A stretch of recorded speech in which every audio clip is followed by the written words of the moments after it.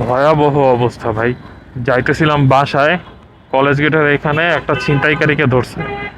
সে running road থেকে autorickshaw ছিনতাই করে নিয়ে যাইতেছিল। পরে বাইকের মিলা কত ধরে ধাওয়াই ধরছে, অনেকখানি রাস্তা যায়।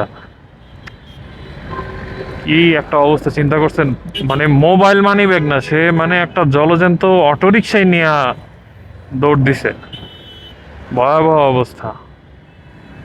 দেখেন এই যে ফুটেজগুলা আপনারা, আর এই যে যেই গ্যারেজের রিক্সা, ওদের বক্তব্য শুনেন, তাহলে বুঝতে পারবেন জিনিসটা আরো ডিটেলসে। তো এটা হচ্ছে ঠিক রেসিডেন্সিয়াল মডেল কলেজের অপোজিটে। এইখানেই ওই অটোরিকশা ছিনতাইকারীটাকে ধরে নিয়ে আসছে। তো দেখেন ওই যে ওই জটলার মাঝখানে ওরা আটক করে উত্তম মাধ্যম দিতেছে বাইকাররা।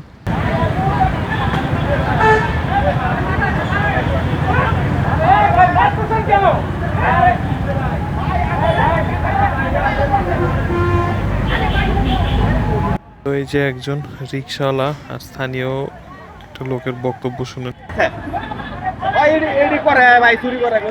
তো এইখানে নেশা টেশা করে, নেশা করে আর গাড়ি চুরি করে, এরকম এরকম রানিং রানিং রোডে।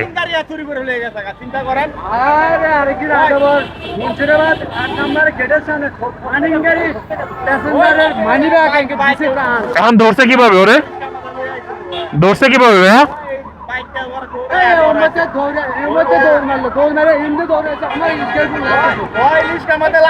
মনে করছে যাত্রী হয়ে যাবো, চুরি করে আয়া ধরে রিক্সার মধ্যে লাভ দিয়ে পড়ে গেছে, মনে করছে যাত্রী কেউ ধরতে পারবো না।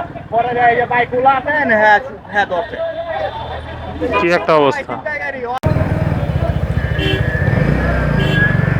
তো ভাই দেখলেনই তো কি একটা বাজে অবস্থা। ওপেন রোডে ছিনতাই চলতেছে এরকম, তাও আবার অটোরিকশার মতো বড় একটা জিনিস। তো যে কোনো সময় এরকম বিপদে আপনিও পড়তে পারেন। তাই রাতে চলাফেরার সময় অবশ্যই সাবধান থাকবেন, নির্জন এরিয়াগুলো অ্যাভয়েড করবেন। আর হচ্ছে চেষ্টা করবেন যেখানে গ্রুপ আকারে গাড়ি ঘোড়া আছে সেটার সাথে চলাফেরা করার জন্য। সাবধানে থাকবেন সবাই। দেশের পরিস্থিতি কিন্তু বর্তমানে একদমই ভালো না। নিজে সাবধানে থাকবেন এবং অন্যদেরকে সচেতন করবেন। ধন্যবাদ।